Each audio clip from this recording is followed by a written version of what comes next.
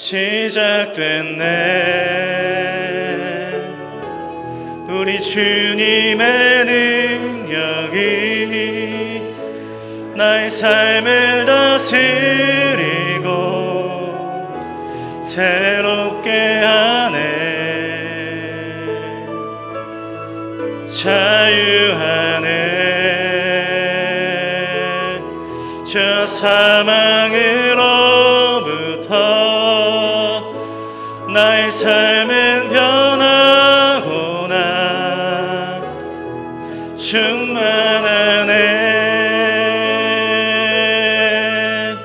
은혜로다.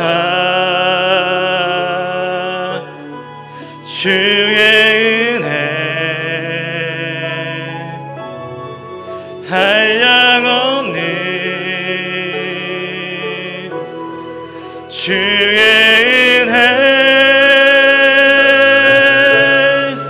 은혜로다. 주의 은혜 변함없는 신실하신 주의 은혜. 손을 내시고 사도신경으로 우리의 신앙을 고백하겠습니다. 전능하사 천지를 만드신 하나님 아버지를 내가 믿사오며 그 외아들 우리 주 예수 그리스도를 믿사오니 이는 성령으로 잉태하사 동정녀 마리아에게 나시고 본디오 빌라도에게 고난을 받으사 십자가에 못 박혀 죽으시고 장사한 지 사흘 만에 죽은 자 가운데서 다시 살아나시며 하늘에 오르사 전능하신 하나님 우편에 앉아 계시다가 저리로서 산자와 죽은 자를 심판하러 오시리라. 성령을 믿사오며 거룩한 공회와 성도가 설거통하는 것과 죄를 사하여 주신 것과 몸이 다시 사는 것과 영원히 사는 것을 믿사옵나이다. 아멘. 자리에 앉으셔서 찬송가 370장 찬송 드리겠습니다.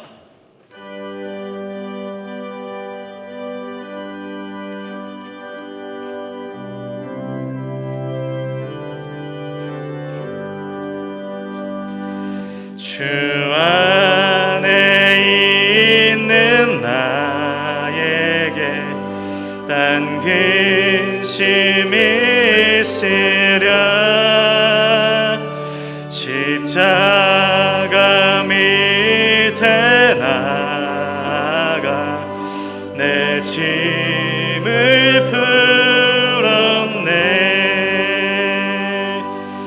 주님을 찬송하면서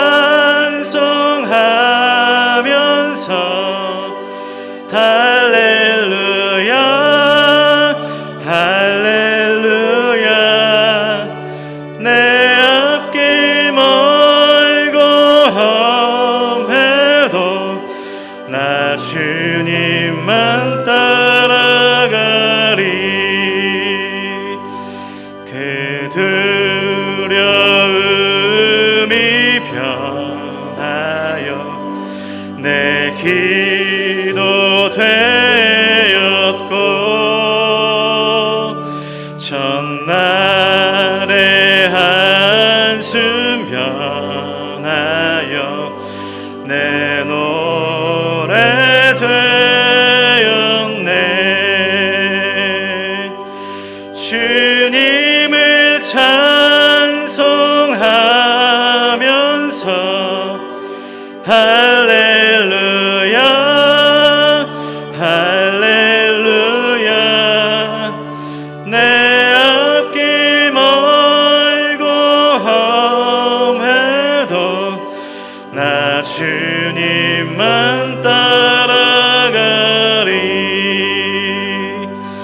내 주는 자비하셔서 늘 함께 계시고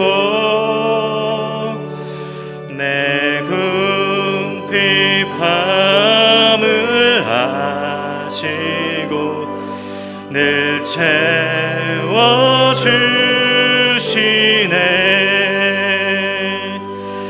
주님을 찬송하면서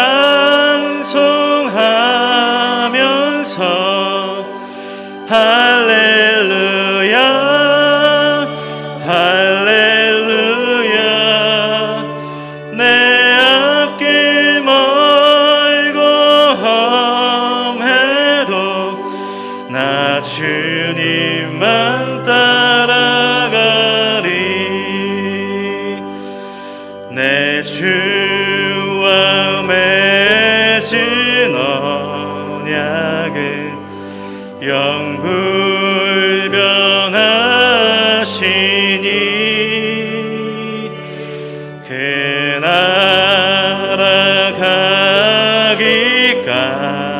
끝나기까지는 늘 보호하시네.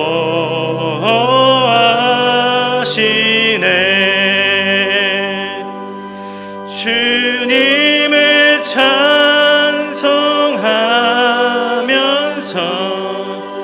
할렐루야 할렐루야. 내 앞길 멀고 험해도 나 주님만 따라가리. 아멘. 예배를 위해서 박영서 집사님 기도해 주시겠습니다. 사랑이 많으신 참 좋은 하나님 아버지, 복되고 거룩한 안식일을 맞이하여 찬양과 경배로 아버지께 예배 드릴 수 있도록 인도하신 하나님 아버지께 감사드립니다. 성령 하나님께서 이곳에 임재하시어 저희들이 올려드리는 예배를 기쁘게 받아주시고 주님의 말씀을 청종하여 말씀의 진리를 깨닫고 이 깨달음이 저희들의 삶의 양식이 될 수 있도록 축복하여 주시옵소서. 용서의 하나님 아버지, 게으르고 교만한 저희들을 용서하여 주시옵소서. 그동안 코로나 감염의 이유를 핑계로 복음의 본질을 외면할 뿐만 아니라 예배의 기본까지도 소홀히 하는 우리들의 모습이 너무나 부끄러울 뿐입니다. 하루속히 예배를 회복하게 하시고 우리의 소망은 오직 주님께 있음을 고백하며 주님과 함께 동행하는 모두가 될 수 있도록 인도하여 주시옵소서. 역사하시는 하나님 아버지, 지난 5월 대통령이 새로 취임하였고 국가의 행정을 이끌어 나갈 새로운 지도자들이 취임을 앞두고 있습니다.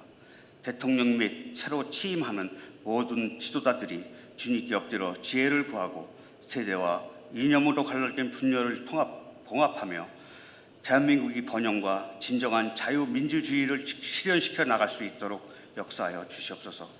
긍휼을 베푸시는 하나님 아버지, 여러 교우들께서 병마와 싸우고 있고 재정과 여러 가지 문제로 인하여 고통과 고난 속에 힘들게 살아가고 있는 분들이 계십니다. 아버지께서 병으로 신음하는 교우들을 말끔히 치료하여 주시고 고난과 고통 속에서 괴로워하는 주님의 백성들에게 긍휼을 베풀어 주시옵소서. 찬양받기에 합당하신 하나님 아버지께 올려드리는 찬양대의 찬양을 기쁘게 받아주시고 이 예배를 위하여 헌신하시는 모든 사역자와 동역자분들을 특별히 기억하시어 은혜 가운데 감사함으로 맡은 사역을 감당할 수 있도록 은혜 위에 은혜를 더하여 주시옵소서. 주님의 말씀을 대열하실 담임 목사님의 건강을 늘 지켜주시고 선포하시는 말씀이 뜨거운 은혜의 말씀, 성령 충만의 말씀이 되어 모든 성도가 아멘으로 순종하게 하옵소서.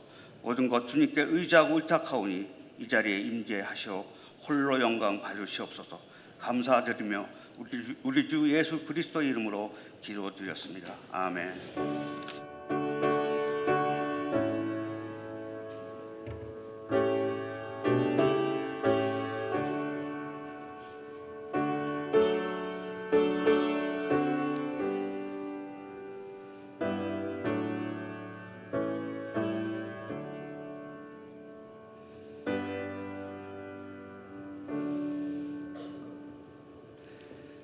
그레이스 성가대 오케스트라 찬양으로 헌금 드리겠습니다.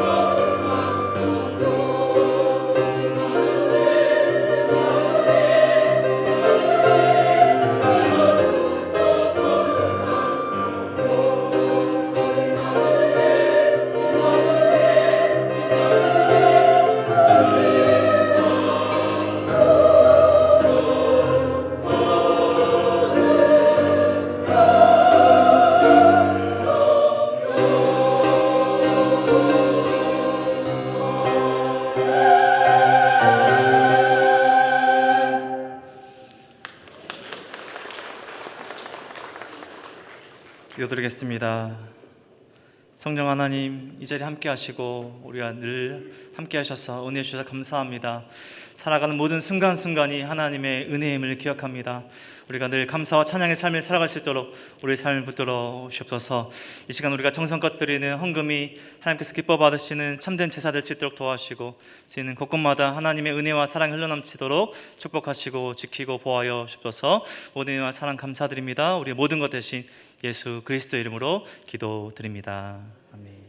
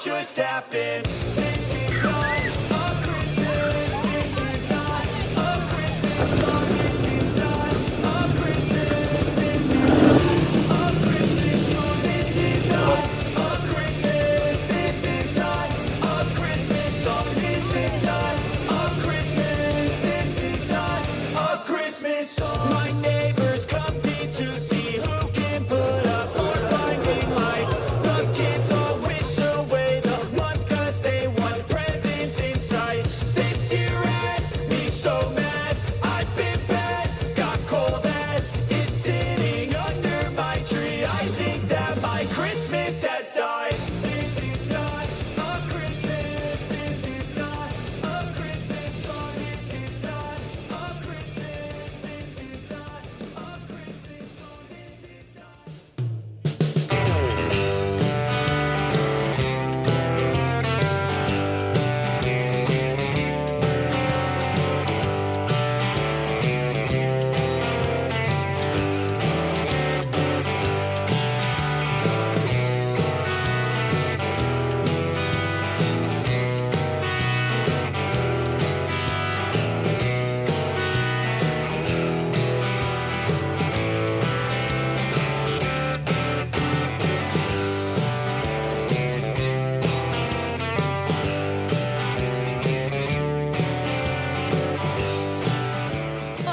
자, 오늘 도보 여행 어떠세요? 전 너무 귀여워요. 지금 무슨 말씀 하시는 거예요?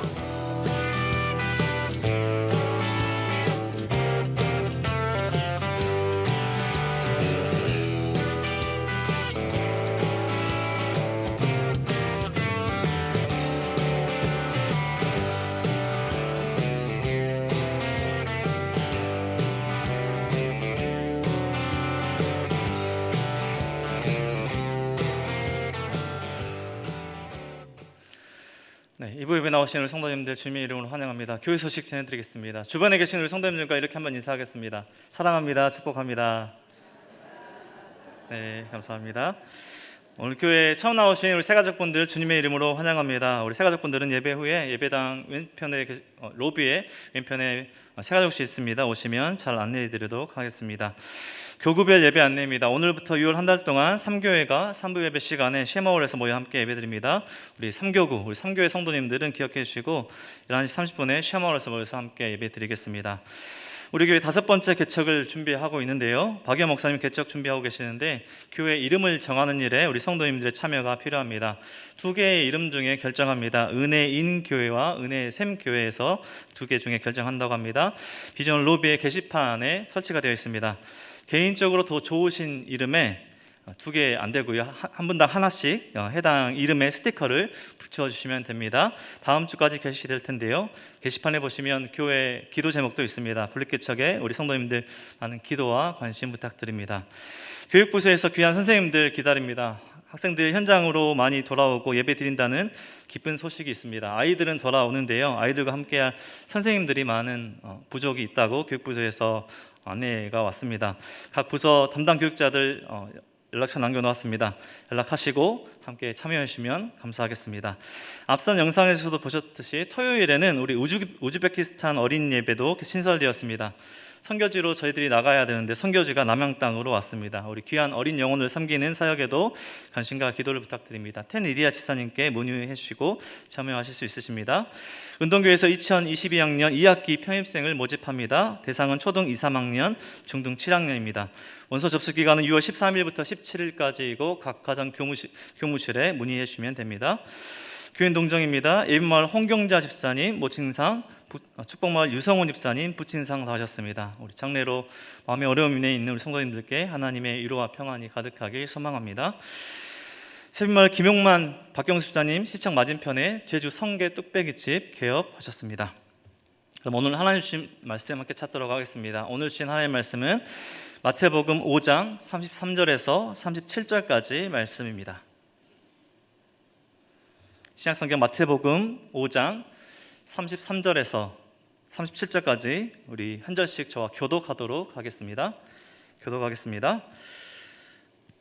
또 옛사람에게 말한 바 헛 맹세를 하지 말고 내 맹세한 것을 주께 지키라 하였다는 것을 너희가 들었으나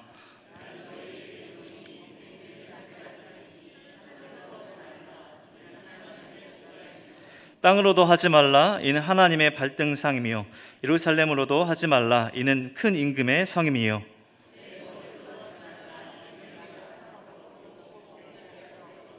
함께 읽겠습니다. 오직 너희 말은 옳다 옳다 아니다 아니라 하라 이에서 지나는 것은 악으로부터 나느니라. 아멘. 목사님이 나오셔서 참을 수 없는 맹세의 가벼움이라는 제목으로 말씀 전해주시겠습니다.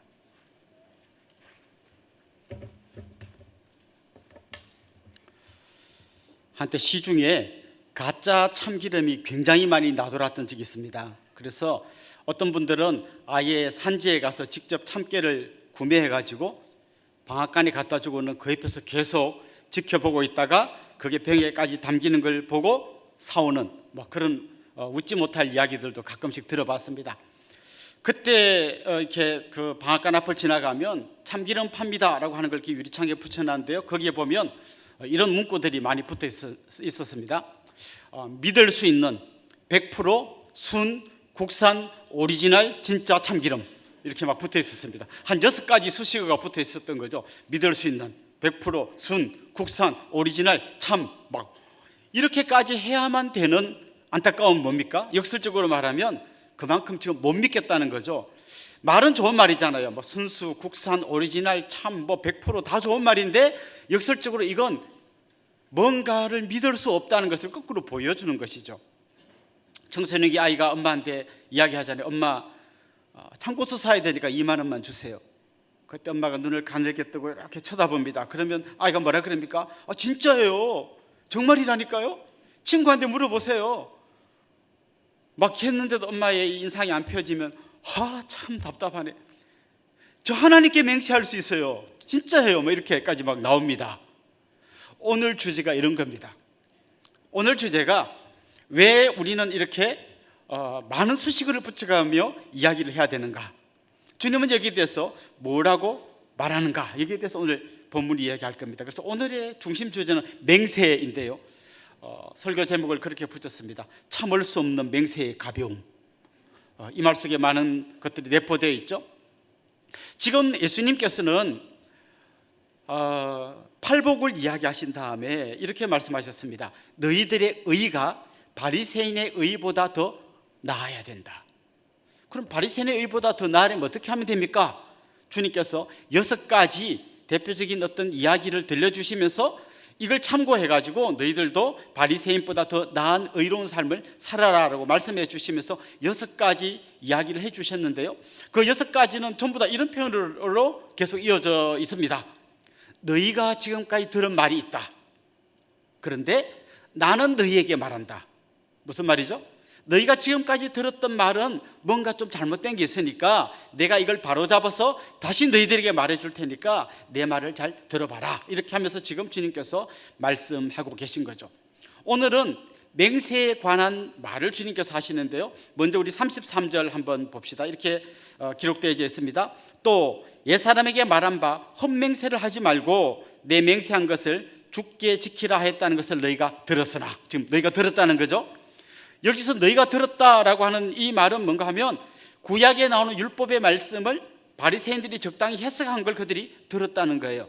그런데 여러 번 말씀드렸습니다만은 이 사람들은 하나님의 말씀을 해석하면서 거기다가 자기들의 해석을 과도하게 붙이는 바람에 하나님이 원래 의도했던 것하고는 다르게 사람들이 율법을 이해하게 만든 거예요. 방금 말씀드렸던 이 말씀도 레위기 19장 12절에 나오는 말씀이에요. 이렇게 되어 있습니다. 너희는 내 이름으로 거짓 맹세함으로 내 하나님의 이름을 욕되게 하지 말라. 나는 여호와이니라. 여러분, 여기서 제일 강조점이 어디에 있는 것 같습니까? 사실 하나님은 거짓 맹세하지 말라는 것을 이야기하고 싶었어요. 그런데 이 사람들은 어디다가 초점을 찍었나 하면 내 이름으로 여기다가 초점을 찍었어요. 아, 하나님의 이름으로 맹세하지 말라는 거구나. 그러면 다른 걸로 맹세하면 되겠네? 예를 들면 뭐 하늘을 두고 맹세한다, 땅을 두고 맹세한다, 뭐 이런 식으로 하면 되겠네?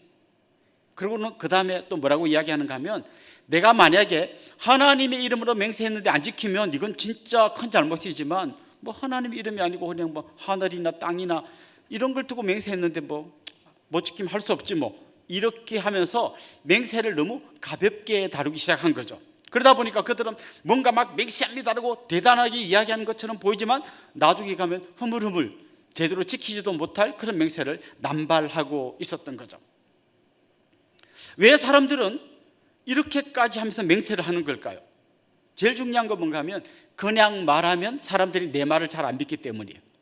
왜 그냥 말하면 사람들이 내 말을 잘 안 믿을까요? 앞에서 이야기한 것하고 똑같죠. 왜 아이가 그냥 엄마 참고서 사면 2만 원 줘 할 때 엄마가 눈을 가늘게 뜨고 쳐다봐야 될까요? 몇 번 당했거든요. 그렇기 때문에 그냥 말하면 잘 안 믿죠. 그러니까 아이가 막 진짜예요, 정말이라니까요, 친구한테 전화해 보세요, 하나님께 맹세합니다, 이렇게까지 나오는 거죠. 그러니까 지금 이들의 문제는 뭔가 하면 맹세를 남발하는 것도 문제지만 그 전에 사람들에게서 신뢰를 잃어버리고 있다는 것이죠. 또 어떨 때 주로 사람들이 맹세합니까? 자기 능력으로는 도저히 못할 일을 큰소리 뻥뻥 칠 때 맹세합니다. 내가 당신 책임지고 뭐 해줄게. 에이, 당신 내가 맹세한다.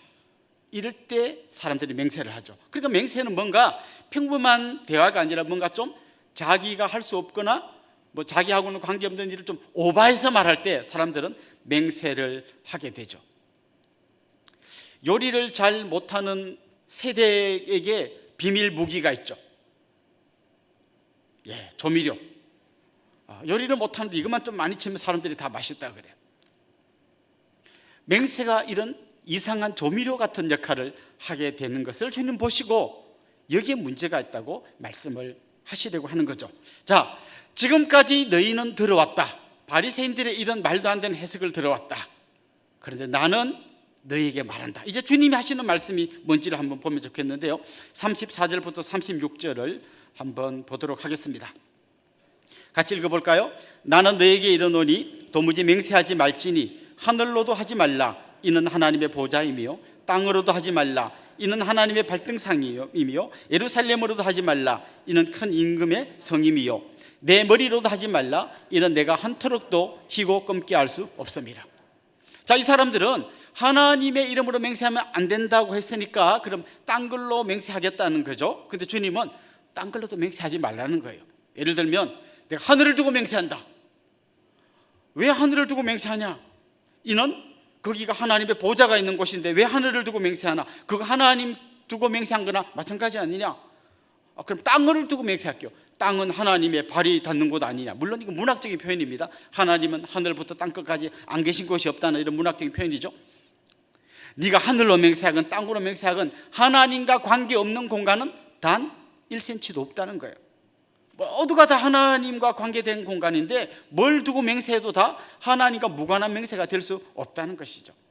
예루살렘으로 맹세하면 거기는 큰 임금의 성이라고 말했습니다. 또 재미있는 표현이 나오죠. 내 머리를 두고 맹세한다고 했는데 네 머리, 흰 머리를 한 올이라도 검게 만들 수 있냐? 검은 머리 한 올이라도 희게 만들 수 있냐? 자기 머리카락 색깔 하나도 못 바꾸면서 뭘 내 머리를 두고 맹세한다고 하냐? 이렇게 말씀하시죠. 저는 이 부분이 굉장히 많이 와닿더라고요. 예. 결국 사람들이 하는 맹세는 뭘 두고 맹세해도 다 하나님과 무관한 맹세가 될 수 없다는 것이죠. 그러니까 주님의 초점은 어디에 있습니까? 그렇게 너무 가볍게 함부로 맹세하지 말아라. 대신에 옳다, 옳은 건 옳다, 아닌 건 아니다, 그 정도에서 끝내라, 이렇게 말씀하시는 거죠. 사실 이 마태복음 이제 뒷부분에 가면 이 맹세에 관해서 좀 더 주님께서 세밀하게 말씀해 주시는 부분이 나와요. 그걸 보면 이 바리새인들의 맹세가 뭔지 그냥 한눈에 딱 보이는데요. 마태복음 23장 16절에서 22절 한번 보겠습니다. 화 있을진저 눈먼 인도자여 너희가 말하되 누구든지 성전으로 맹세하면 아무 일 없거니와 성전에 금으로 맹세하면 지킬지라 하는도다. 어리석은 맹인들이여 어느 것이 크냐, 그 금이냐, 그 금을 거룩하게 하는 성전이냐. 너희가 또 이르되 누구든지 제단으로 맹세하면 아무 일 없거니와 그 위에 있는 예물로 맹세하면 지킬지라 하는도다. 맹인들이여 어느 것이 크냐, 그 예물이냐, 그 예물을 거룩하게 하는 제단이냐. 그러므로 제단으로 맹세하는 자는 제단과 그 위에 있는 모든 것으로 맹세하며 또 성전으로 맹세하는 자는 성전과 그 안에 계신 이로 맹세하며 또 하늘로 맹세하는 자는 하나님의 보좌와 그 위에 앉으신 이로 맹세함이니라. 그러니까 이 사람들은 함부로 거짓 맹세하지 말라는 이 율법의 말씀을 제대로 의미도 파괴하지 않은 채로 자기들이 지키기 좋게 살짝 다 바꿔놓은 거죠. 여러분 이 법에 대해서 잘 아는 사람 중에요, 이런 별명을 가진 사람들이 있더라고. 법꾸라지. 마치 미꾸라지가 살살 피해가는 것처럼 법에 저촉 안 되게 싹 요러면서 그냥 온갖 불법을 저지르는 경우가 있죠. 지금 이 바리새인들의 모습이 이와 비슷한 겁니다. 그들은 하나님의 율법을 잘 지키는 것처럼 하지만 그럴듯하게 약간씩 다르게 해석해가지고 그 사이로 다 빠져나가고 있는 거죠. 그런데 예수님은 정확하게 보신 거예요. 성전을 두고 맹세하면 안 되지만 성전에 금을 두고 맹세하면 지켜야 된다. 이런 말도 안 되는 말이 어딨냐 이거예요. 제단을 두고 맹세한 건 안 지켜도 되지만 제단 위에 올려놓은 예물을 두고 맹세한 건 꼭 지켜야 된다. 이건 자기들이 피해갈 구멍을 만든 것이지 진짜 그걸 지킬 의지가 없다는 것을 그냥 전곡을 주님께서 찔러버리신 거죠. 자, 주님은 지금 그냥 맹세 절대 하지 마, 이 이야기를 하는 걸까요? 입 딱 다물고 있어, 이 이야기를 하는 걸까요? 사실 전체 문맥, 지금까지 흘러온 이 문맥을 살펴보면 좀 더 우리가 깊은 의미를 찾아볼 수 있습니다. 예를 들면 주님께서는 살인하지 말라, 그때 실제로 사람을 죽인 것보다 누구를 미워한 그 마음의 문제에서부터 출발했잖아요. 간음하지 말라, 실제로 간음한 것 이전에 그 사람의 마음에서부터 문제가 있는 걸 이야기하셨잖아요. 그렇다면 함부로 맹세하지 말라라고 했을 때도 우리는 그 마음의 문제를 한번 두들겨 보아야 합니다. 여러분, 말이라고 하는 것은요, 그냥 내 마음과 관계없이 입에서 자동으로 생성돼서 나오는 게 아니에요. 내 마음 속에 있는 것이 말이라고 하는 이 통로를 통해서 나오는 겁니다. 마태복음 15장 18절에 보면 주님께서 이렇게 말씀하셨어요. 입에서 나오는 것들은 마음에서 나오나니 이것이야말로 사람을 더럽게 하느니라. 바리새인들이 예수님께 항의했습니다. 예수님, 왜 당신 제자들은 밥 먹을 때 손도 안 씻고 막 먹습니까? 이 더러운 게 입으로 다 들어가잖아요. 그때 예수님 뭐라 그랬습니까? 입으로 들어가는 게 더러운 걸 아냐?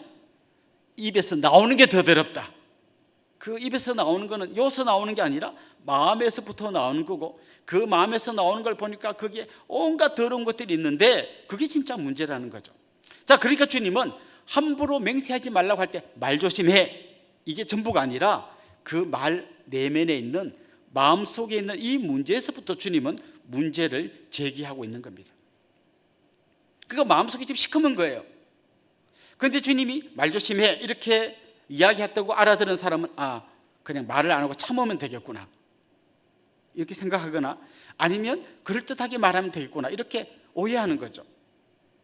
지금 문제가 심각한 물건이 있어요.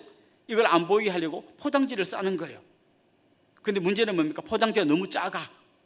그 쌌는데 자꾸 뭐가 삐져나와요. 그럼 이 문제를 어떻게 해결해야 됩니까? 포장지가 잘못됐네. 그래서 빨간 포장지 대신에 파란 포장지로 싸요. 또 삐져나와. 안 되겠다. 보라색 포장지 가져와. 아무리 포장지 바꾸어도 우리 마음속에 있는 더러운 거가 삐져나올 수밖에 없다는 거예요. 그러면 이렇게 하면 되겠네요. 포장지 색깔을 바꾸지 말고 포장지 크기를 바꾸면 되겠네요. 큰 포장지로 싸면 완벽하게 싸질 거 아니에요. 이게 바리새인들이 택한 방식이에요. 말을 안 해도 나도 모르게 푹 튀어나오잖아요. 그럼 이거 말 훈련을 계속 해가지고 아주 세련되고 좋은 말을 하면 될 거 아니에요. 그럼 어떤 문제가 생길까요? 내 속에서는 막 죽이고 싶어. 근데 말로는 사랑하는 형제님 주님의 이름으로 축복합니다 이렇게 하면 완벽한 포장지로 싸게 되는 거 아니에요. 근데 주님은 그 포장지로 해결하지 말고 그 마음의 중심에 있는 부분들을 계속 두드리고 있는 것이죠. 위선과 가식 아니면 말을 좀 참는 이렇게 하라고 주님이 지금 맹세하지 말라고 한 게 아니라는 거예요. 바리새인들은 계속해서 이 포장지로 이 문제를 풀어가려고 하다가 주님의 엄중한 책망을 받고 있는 거죠. 그런데 우리가 이 말씀을 보면서 이렇게 생각할 수 있는 거죠. 참 바리새인들 진짜 참 대책 없네. 어쩌면 이렇게 사람들이 잔머리를 잘 굴리냐. 어쩌면 이렇게 위선과 가식으로 똘똘 뭉쳐 있냐. 이러면서 이 말씀을 읽게 됩니다. 이걸 전문용어로 유체 이탈 화법이라고 하는 거죠. 마치 우리하고는 아무 상관도 없는 것처럼. 가끔씩 이런 SNS 같은데 글을 올린 분들의 글을 읽으면 이런 글들이 많이 나오더라고요. 한국 교회 진짜 문제가 많다. 그래서 나는 글을 올린 분이 미국 교회에서 오신 분인 줄 알았어요. 근데 잘 보니까 자기도 한국 교회인데 자기는 한국 교회하고 아무 상관도 없는 사람처럼 한국 교회 문제 많다 이렇게 올리는 거죠. 바리새인 진짜 문제 많다. 마치 나는 이 사람들하고 아무 상관도 없는 것처럼 우리가 이 말씀을 볼 수 있지만 사실 알고 보면 이게 우리의 문제지요. 우리가 우리 주위에서 만나는 미숙한 사람들은 작은 포장지를 갖고 뭔가를 쌓려고 하는 사람이고, 우리 주위에 있는 좀 뭔가 성숙해 보이는 사람들은 알고 보면 포장지를 좀 큰 걸 사용하는 사람들일 뿐이지, 그 마음의 뚜껑을 열어보면 다 비슷비슷하다는 거죠. 지금 이 이야기를 하고 있는 저도 여러분보다 좀 더 세련된 포장지를 사용할 뿐이지, 제가 여러분보다 특별히 뭔가 더 순수하고 깨끗한 마음을 가진 사람이 아니라는 걸 제가 제일 잘 압니다. 갑자기 여러분들이 동그라니면서 목사님 그렇게 안 봤는데 실망이에요, 이런 분들이 계실지 모르겠습니다. 사실 이게 우리 모두의 이야기라는 거죠. 아니, 이게 바로 나의 문제라는 것을 우리가 깨달을 때 비로소 우리는 예수님이 말씀하신 진정한 뜻을 찾아갈 수 있는 거예요. 그러면 결국 우리는 이 예수님의 말씀 앞에서 어떤 반응을 보여야 정상일까요? 주님, 좋아요. 지금까지는 제가 좀 말도 함부로 했고 그런데 이제부터 정신 바짝 차릴게요. 이런다고 될 거면 주님이 이런 말씀도 안 하셨을 거예요. 사실 우리의 가장 정직한 표현은 주님 앞에 무릎을 꿇는 거예요.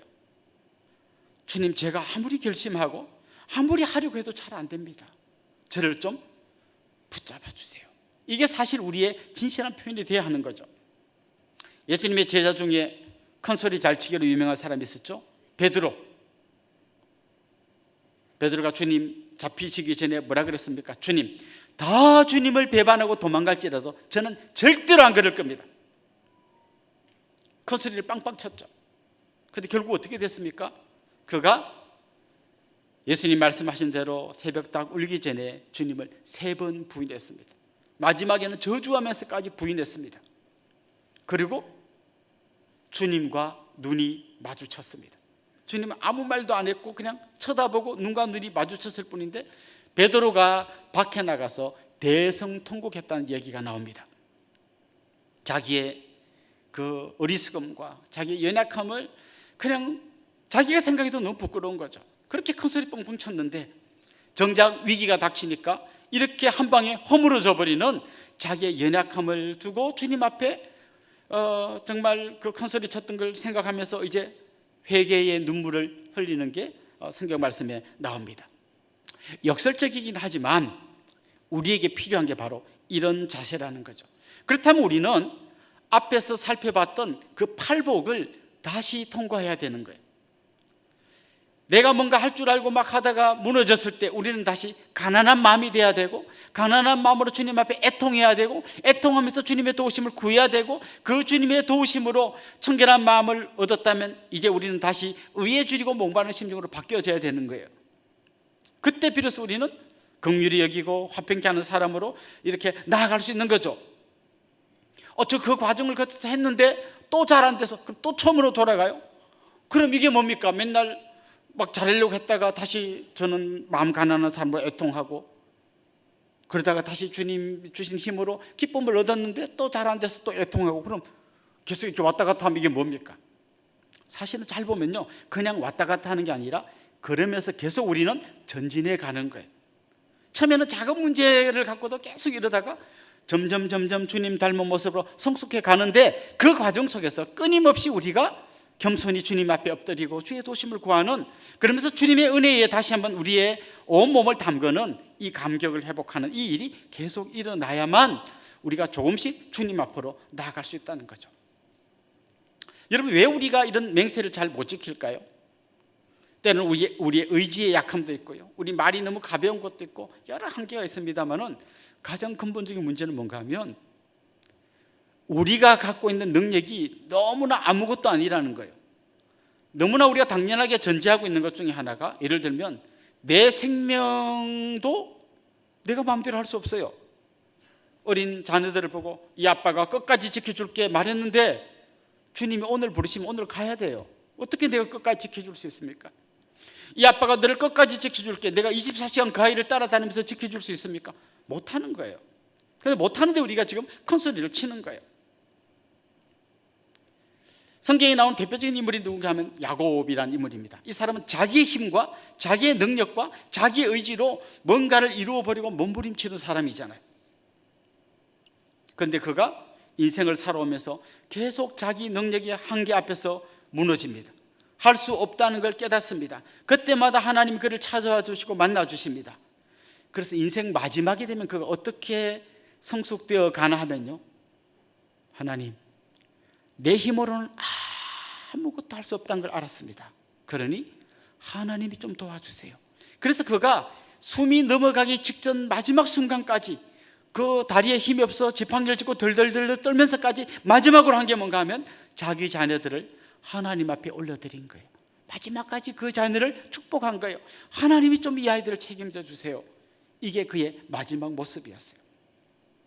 그러니까 우리가 서야 할 자리는 큰 소리치고 맹세하고 할 수 있다고 말하는 그 자리가 아니라, 주님, 나는 못하니 주님이 도와주세요, 그 자리로 끊임없이 나아가야 한다는 것이죠. 이 맹세의 문제의 또 한 가지 다른 초점은 뭔가 하면, 이 맹세가 우리가 지킬 수 있냐 없냐도 문제지만 맹세의 내용 자체가 하나님이 굉장히 기뻐하지 않는 맹세도 얼마든지 할 수 있다는 것이죠. 예를 들면 입다 같은 사람 있잖아요. 이 전쟁에서 이기게 해주시면 제일 먼저 나를 맞으러 오는 그를 하나님 앞에 올려드리겠습니다, 번제로 드리겠습니다. 그 자기 딸이 뛰어나오잖아요. 맹세는 했고 사랑하는 딸이 뛰어나오고 이 딸을 잡아 번제로 드리겠다고 약속했는데 자기 말에 자기가 그 올무에 걸려버리잖아요. 하나님이 그가 번제로 드리는 걸 막 기뻐하면서 역시 입다 최고야 그랬을 것 같습니까? 하나님 원하지도 않고 기뻐하지도 않는 걸 입다가 너무 오버한 거죠. 우리가 얼마나 이런 말을 함부로 내뱉는지 모릅니다. 우리 남자분들 중에 이런 전과가 있는 분들이 있을 텐데요, 내가 당신 손끝에 물 한 방울 안 묻히게 해줄게, 이렇게 해놓고 자기 부인의 손에 주부 섭진이 걸리도록 하는 많은 남자들 있지 않습니까? 또 제가 유체이탈 화법을 쓰고 있네요. 결국 우리가 내가 말한 걸 못 지킨다는 문제도 있지만 내 말 자체에도 수많은 문제가 있다는 것을 인정하고 하나님 앞에 무릎을 꿇어야 할 거예요. 자, 지금까지 우리는 이런 이야기를 이어져 왔습니다. 우리가 할 수 있는 게 제대로 없기 때문에 함부로 맹세하면 안 된다. 여기까지 왔어요. 자, 그러면 이제 우리는 그냥 입 다물고 맹세를 함부로 하지 말자 이러고 성경을 덮으면 되는가? 전 여기서 우리가 한 걸음 더 나아가야 된다고 생각합니다. 사실 우리 기독교의 한 분파인 퀘이크 교도들은 예수님 이 말씀을 또 문자적으로 지키려고 애썼어요. 그래서 예를 들면 법정에 가면 이제 정인들 막 선서하지 않습니까? 저는 정직하게 말하고 이렇게 정확하게만 말할 걸 맹세합니다. 저는 맹세할 수 없습니다. 예수님 맹세하지 말라 했거든요. 결혼식 때 신랑 신부를 끝까지 저는 맹세 못합니다. 예수님이 하지 말라고 했거든요. 이렇게 말한다면 바리새인들이 구약의 율법을 그냥 문자적으로 막 이렇게 갖다 끼워 맞추고 하다가 함정에 빠진 것처럼 우리는 똑같은 함정에 빠지게 될 거예요. 예수님은 단지 그런 거 하지 말라는 데 초점을 둔 게 아니라는 거죠. 자, 그렇다면 우리가 이 말씀 앞에서 진짜 생각해야 될 건 뭔가 하면요, 이렇게 쉽게 약속을 깨트리는 우리의 모습을 깨닫는 데서 끝나면 안 되고 끝까지 약속을 지키시는 신실하신 하나님을 바라봐야 된다는 거예요. 우리는 수시로 하나님 저 앞으로 올 1년 동안은 이렇게 할게요, 뭘 할게요 하지만 다 무너지지만 하나님은 한 번도 그의 신실하심을 깨트린 적이 없으시다는 거예요. 구약이 이스라엘 백성들에게 그랬고 그 이스라엘 백성들의 뒤를 이은 영적인 이스라엘인 우리와도 똑같습니다. 사실 약속이라는 거는요, 쌍방이 같이 지켜야 되는 거잖아요. 어느 한쪽이라도 약속을 깨면 그 약속은 깨지는 거잖아요. 그런데 어떻게 하나님과 우리 사이가 이어져 왔나 하면 우리가 수없이 약속을 깨고 널브러져 있을 때 하나님께서 널브러져 있는 우리를 자기 등에 업으시고 끝까지 이 약속을 지켰기 때문에 우리가 여기까지 온 거예요. 만약 하나님과 우리 사이가 너 약속 깼지, 나도 너하고 볼 일 없다, 그랬으면 여기 앉아 있을 수 있는 사람이 아무도 없어요. 하나님은 단 한 번도 자신의 약속을 깨트린 적이 없습니다. 고대 근동, 이 성경이 우리 구약 시대의 그 고대 근동 시대에 두 나라 간에 이렇게 언약을 맺습니다. 조약을 맺을 때 어떻게 맺나 하면 아주 힘센 나라가 있고 아주 힘없는 나라가 둘이 서로 조약을 맺을 때 이런 방식으로 맺었어요. 동물, 짐승을 반으로 쪼갭니다. 반으로 쪼갠 다음에 이걸 벌려놔요. 그럼 이쪽 쪼개진 반과 이쪽 쪼개진 반이 이쪽으로 있죠. 그러면 약속의 두 당사자가 이 쪼개진 중간으로 통과합니다. 어떤 의미죠? 이 약속 어기면 이렇게 되는 거, 그런 뜻으로 그 중간으로 통과합니다. 그래서 힘센 나라와 힘없는 나라가 이렇게 약속합니다. 힘없는 나라가 이렇게 힘센 나라 왕에게 말하는 거죠. 제가 형님으로 모시고 조공을 잘 바칠게요. 저 좀 거두어 주세요. 그러면 힘 있는 나라 왕이 이렇게 말합니다. 알았어, 조공 잘 바쳐. 대신에 너 건드리는 나라가 있다면 내가 책임져 줄게. 이렇게 서로 언약을 맺었어요. 짐승을 반으로 쪼개고 그 가운데로 통과하는 거예요. 근데 만약 조공을 잘 안 바쳐, 끝난 거예요. 이제 너 이 쪼개기로 했잖아, 너 이제 죽어도 할 말 없어. 이렇게 하는 게 고대 근동의 언약 방식이었어요.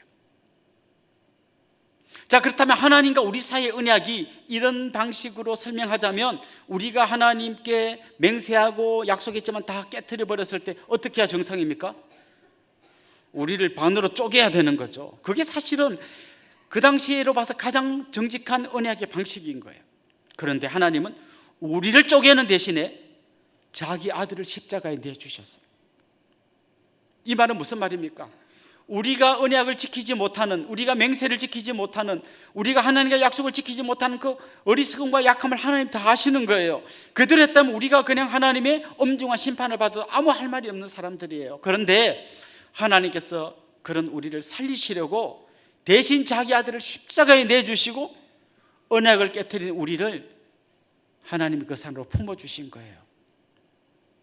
우리는 그냥 맹세하지 말자 이걸로 끝나는 게 아니라 이렇게까지 자기의 약속을 지키시는 하나님을 바라봐야 하는 거예요. 그게 우리의 소망이 있기 때문이에요. 그리고 그 하나님을 붙들어야 되는 겁니다. 하나님, 내 힘으로는 할 수 없어. 약속에 신실하신 하나님을 붙듭니다. 내 능력으로는 할 수 없어서 끝까지 십자가를 지시면서까지 약속을 지키신 예수 그리스도의 십자가 앞으로 나옵니다. 우리 그 앞에 엎드릴 수밖에 없는 것이죠. 그 다음에 우리가 해야 될 일은 뭡니까? 예수님이 마지막으로 하신 말씀이죠. 옳은 것은 옳다, 아닌 것은 아니다 하라. 여기가 우리의 마지막 종착점입니다.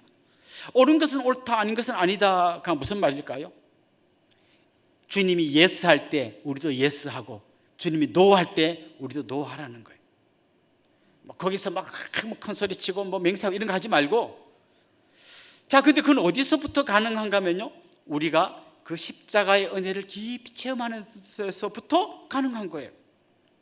그것을 바울은 디도서 2장 11절부터 13절에서 이렇게 설명했습니다. 한번 잘 보십시오. 모든 사람에게 구원을 주시는 하나님의 은혜가 나타나. 하나님의 은혜가 나타났어요. 하나님이 자기 아들을 십자가에 못 박는 그 은혜를 우리가 경험했어요. 그 다음 뭐라 그럽니까? 우리를 양육하시되. 그 은혜가 우리를 양육하는 거예요. 그래서 그 다음 이렇게 말합니다. 경건하지 않은 것과 이 세상 정욕을 다 버리고, 경건하지 않은 것과 이 세상 정욕을 다 버리고, 그 은혜를 생각하면서 이 세상 정욕, 경건치 않은 걸 다 버리는 거예요. 그런데 영어 성경에 보면 다 버리고 이걸 뭐라고 번역해놨냐면, 그런 걸 보면 NO라고 이야기하라는 거예요. NO라고 이야기하라는 거예요. 다 버리고 대신에 신중함과 의로움과 경건함으로 이 세상에 살고 복스러운 소망과 우리의 크신 하나님 구주 예수 그리스도의 영광이 나타나심을 기다리게 하셨으니. 자, 결국 오늘 이 말씀은 소극적으로 말하면 함부로 맹세하지 말고 큰소리 뻥뻥 치지 말고, 그러니까 말 조심하고 여기서 끝나면 안 되고, 끝까지 약속을 지키신 하나님, 끝까지 약속을 지키시기 위해서 십자가를 지신 예수님, 그 안으로 우리가 들어가서 그 은혜의 감격에 충분히 잠기고, 그때 그 은혜의 감격이 우리를 가르치는 거예요. 예스할 때 예스하고 노할 때 노하라는 거예요. 그래서 세상 사람들이 다 예스 하는데 우리는 뭐라 해야 됩니까? 그게 주님 말씀과 다르다면 고개를 저으면서 노라고 이야기할 수 있어야 된다는 거죠. 세상 사람들이 다 노 하는데도 우리는 주님 바라보면서 주님이 예스 한다면 우리는 고개를 끄덕이면서 예스라고 할 수 있어야 된다는 것이죠. 결국 우리가 뭔가를 할 수 있는 것처럼 떠들고 맹세하고 큰소리 치는 대신에 우리는 할 수 없으니 주님 도와주십시오 하고 그 십자가 앞에 나아가 약속에 신실하신 그 주님 붙들고 그 주님 바라보면서 주님이 기뻐하시는 그 삶을 따라가는 것이죠. 매 순간 매 순간 예스할 때 예스하고 노할 때 노하면서, 그때 우리는 주님께서 말씀하신 바리새인보다 나은 의로운 사람으로 인정받게 될 것입니다. 여기 있는 우리 모두가 주님 십자가 붙들고 주님 따라가는 주님의 귀한 백성들이 될 수 있기를 주님의 이름으로 축원합니다. 우리 같이 한번 찬양하고 기도하면 좋겠습니다. 하나님 한 번도 나를, 오 신실하신 주, 같이 찬양하겠습니다.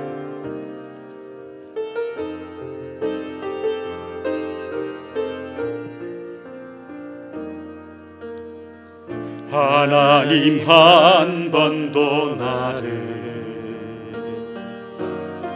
실망시킨 적 없으시고 언제나 공평과 은혜로 나를 지키셨네. 지나온 세월들, 지나온 모든 세월들 돌아보아도 그 어느 것 하나 주의 손길 안 미친 것 하나 없네. 오 신실하신 주, 오 신실하신 주, 오 신실하신 주, 내 너를 떠나지도 않으리라, 내 너를 버리지도 않으리라. 약속하셨던 주님, 그 약속을 지키사 이후로도 영원토록 나를 지키시리라. 확신하네. 우리 말씀을 생각하면서 같이 한번 기도하면 좋겠습니다. 내가 뭔가를 할 수 있을 것처럼 큰 소리치며 살았던 우리의 허물을 주님 앞에 내놓고 회개하면 좋겠습니다. 우리의 연약함과 부족함을 주님께 고백합시다. 끝까지 약속을 지키기 위해서 십자가를 지셨던 신실하신 주님을 다시 붙듭시다. 그리고 그 주님께서 예스할 때 같이 예스하고 그 주님이 노할 때 같이 노할 수 있는 사람이 되게 해주십시오. 우리 이런 제목으로 한번 같이 기도하도록 하겠습니다. 기도하겠습니다. 하나님 아버지, 우리의 연약함과 부족함을 주님 앞에 고백합니다. 하나님, 온몸에 잔뜩 힘을 주고 큰소리치며 살아왔던 우리의 허물을 주님 앞에 고백합니다. 주님, 우리를 불쌍히 여겨 주시옵소서. 다시 가난한 마음으로, 애통하는 마음으로 주님 앞에 나와 엎드립니다. 주님, 우리를 불쌍히 여겨 주시옵소서. 주님, 우리의 허물과 죄를 용서하여 주시옵소서. 우리의 입술에 너무나 거짓이 많았고 너무나 하나님 우리의 능력 없는데도 불구하고 큰소리치며 살았던 우리의 모든 허물을 주님 앞에 고백합니다. 주님, 우리를 불쌍히 여겨 주시옵소서. 대신 주님의 마음과 우리의 마음이 하나가 되게 하여 주시옵소서.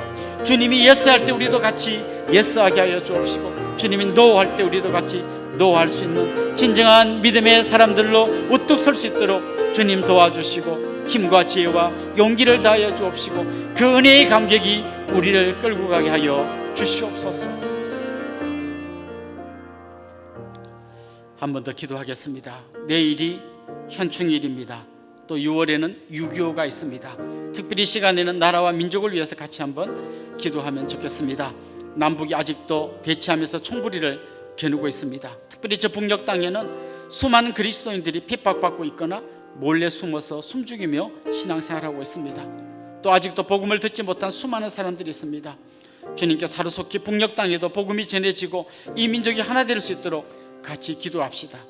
또 우리나라를 찾아온 저 북녘 동포들과 외국에서 온 노동자들, 다문화 가정들이 이제는 모두 주님 안에서 한 가족이 되어 서로 사랑하고 같이 손잡고 갈 수 있도록 같이 기도하도록 하겠습니다. 기도하겠습니다. 하나님 아버지, 감사합니다. 이 6월달이 되며 현충일을 생각하고 6.25를 생각할 때 우리 민족의 이 아픔의 역사 속에 주님이 함께하여 주셔서 여기까지 오게 해주셨음을 생각할 때 너무나 감사드립니다. 그러나 주님, 여전히 저 북녘 땅에는 아직도 제대로 신앙생활하지 못하고 숨죽이며 숨어있는 수많은 믿음의 사람들이 있습니다. 또 때로는 또 저렇게 교도소에 수감되기도 하고 하나님 노동교화소에서 고통을 겪기도 하고 있으며 어떤 사람들은 심지어 아직 복음을 들을 기회조차 갖지 못한 사람들도 많이 있습니다. 주님, 속히 우리 민족이 하나가 되게 하여 주시옵시고 주님의 복음이 그들에게까지 전해질 수 있도록 마음껏 찬송 부르며 마음껏 예배할 수 있는 그날을 속히 허락하여 주시옵소서. 주님, 또 이 땅을 찾은 수많은 우리 형제들이 있습니다. 하나님, 저 탈북자들, 또 다문화 가정, 외국에서 온 노동자들, 우리가 각기 출발한 곳은 다르지만 이 땅에서 주님 안에서 모두가 한 가족이 되게 하여 주옵시고 서로 사랑하고 존경하며 한 가족을 이루어갈 수 있는 귀하고 복된 믿음의 사람들이 될 수 있도록 은혜 위에 은혜를 더하여 주시옵소서. 하나님 아버지, 마치 내 힘으로 뭔가를 할 수 있을 것처럼 큰 소리치며 살았던 우리의 허물을 주님 앞에 고백합니다. 주님의 은혜가 아니면, 주님의 도우심이 없으면 우리는 아무것도 아님을 고백합니다. 약속에 신실하신 하나님, 끝까지 그 약속을 지키기 위하여 십자가를 지셨던 우리 주님 앞에 다시 나아가 엎드립니다. 주님, 우리 손을 잡아 주시옵소서. 그 주님의 놀라운 은혜의 감격이 다시 우리를 주님의 뜻을 따라 살아가는 사람으로 이끌게 하여 주시옵시고, 그래서 주님이 예스할 때 우리도 예스하고 주님이 노할 때 우리도 노할 수 있는 그런 복된 삶 살게 하여 주옵소서. 감사하고 예수님의 이름으로 기도드리옵나이다. 아멘. 저를 잠깐 주목해 주시면 좋겠습니다. 지난 한 주간 동안 생일이었던 분 한번 손 들어볼까요? 결혼 기념일이었던 분, 네, 한번 일어나시죠. 네, 예, 저도 지난주에 결혼 기념일이어서 이렇게 서 있습니다. 또 혹시 오늘 우리 교회 처음 오신 분, 등록하기를 원하는 분, 그런 분도 한번 손 들어볼까요? 네, 우리 이분들 주님의 이름으로 환영하고 축복하면 좋겠습니다. 아주 먼 옛날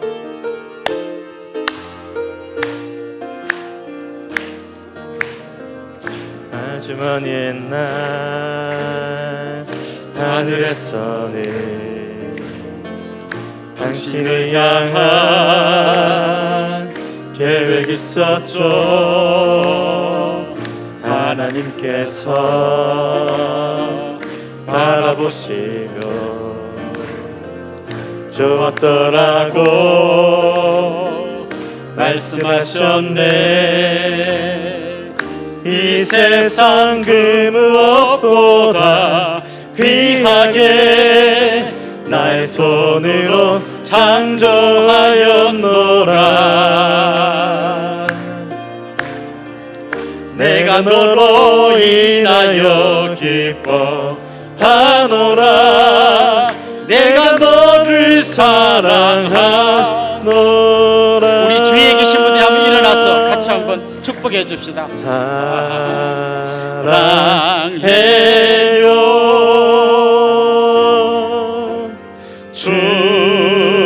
축복해요. 당신의 마음에 우리의 사랑을 모아드립시다. 사랑을 드려요. 사랑합니다. 축복합니다. 우리 옆에 계신 분들 또 앞뒤로 돌아보면서 한번 이렇게 인사합시다. 주님의 이름으로 사랑하고 축복합니다.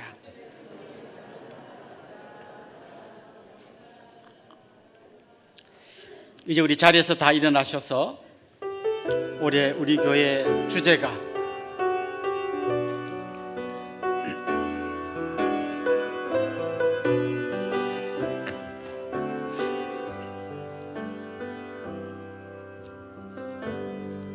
주를 바라봅니다.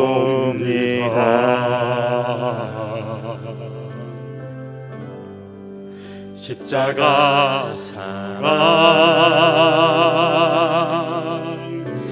나를 구원하시고 자녀 삼아주신 은혜 놀라운 은혜 기쁨과 감격으로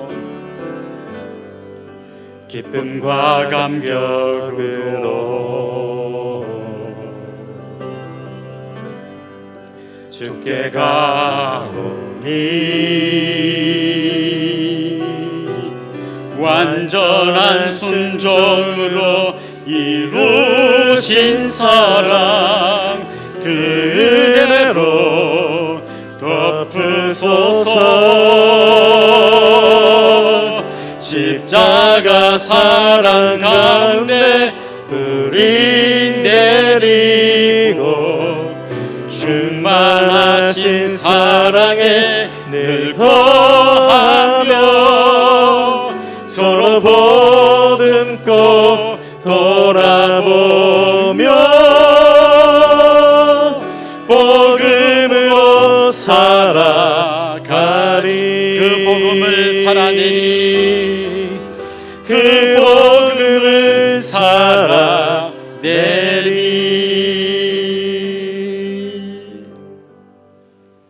우리 주 예수 그리스도의 은혜와 하나님 우리 아버지의 극진하신 사랑과 성령님의 감화, 감동, 위로, 교통, 충만하심이 사랑하는 주님의 백성들과 그 가정 위에 이제로부터 영원토록 함께 있을지어다. 아멘.